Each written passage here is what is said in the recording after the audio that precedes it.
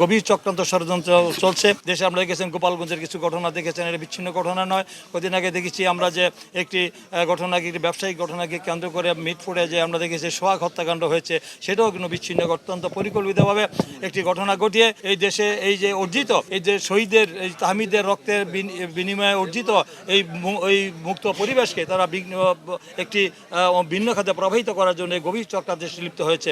এবং আমরা দেশি বিদেশি চক্রান্ত হচ্ছে, সেই চক্রান্ত বিরুদ্ধে এদেশের জনগণকে ঐক্যবদ্ধ হতে হবে।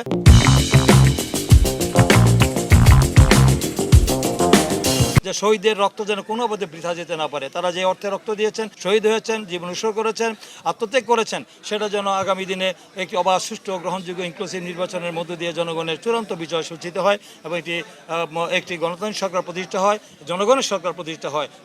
গণতন্ত্র একটি অবাধ, সুষ্ঠু নির্বাচনের মধ্য দিয়ে বাংলাদেশের গণতন্ত্রের চূড়ান্ত বিজয় হবে।